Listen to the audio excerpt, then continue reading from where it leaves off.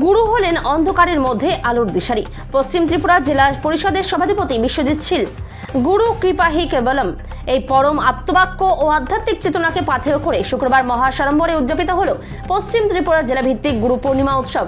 জেলা তথ্য ও সংস্কৃতি কার্যালয় এবং পশ্চিম ত্রিপুরা জেলা পরিষদের যৌথ সহযোগিতায় আগরতলার মুক্তধারা অডিটোরিয়ামে এই মর্যাদাপূর্ণ অনুষ্ঠানটি সম্পন্ন হয়।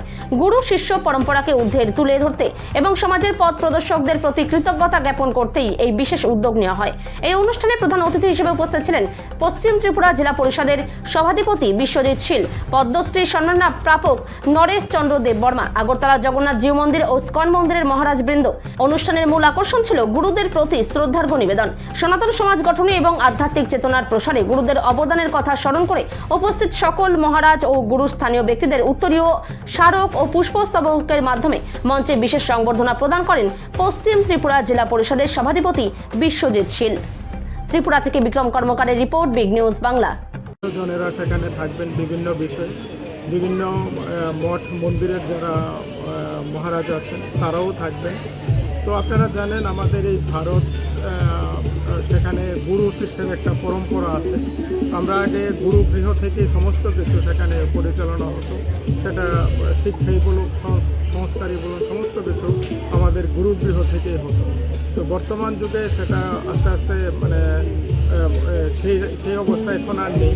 তারপরও আমাদের গুরু যারা আছে, আমরা যাদের কাছ থেকে শিখেছি তাদেরকে সেখানে সম্মান করা, বিশেষ করে আমাদের মা বাবা যারা আছে, আমাদের শিক্ষক শিক্ষিকা যারা আছে, বা আমরা যাদের কাছ থেকে সেই কোনো কিছু শিখেছি বা জেনেছি বা যাদের উপদেশ আমাদের জীবনে কাজে এসেছে, তাদেরকে একটা দিনে প্রত্যেক দিনই তাদের সম্মান করা উচিত। তবু বছরের একটা স্পেশাল দিন হিসাবে আমাদের এই গুরু পূর্ণিমা সারা ভারত জুড়ে সেখানে পালিত হয়। তারই অঙ্গ হিসাবে আজকে আমরা এই পশ্চিম ত্রিপুরা জেলা তথ্য সংস্কৃতি দপ্তর এবং আমাদের পশ্চিম ত্রিপুরা জেলা পরিষদের যৌথ উদ্যোগে আজকে আমরা এখানে অনুষ্ঠিত করছি।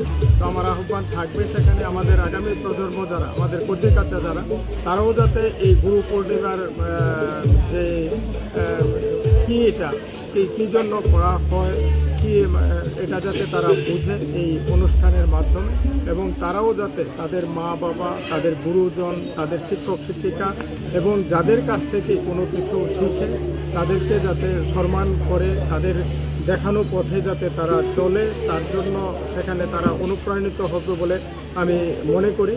তো আমি আজকের এই যে অনুষ্ঠান, সেটার মাধ্যমে আমাদের যারা ছোট ছোট কচিকাঁচা আছে বা আমরা যারা আছি তাদের জীবনেও অনেকটা ভালো হবে, সেটা আমি আশা রাখছি।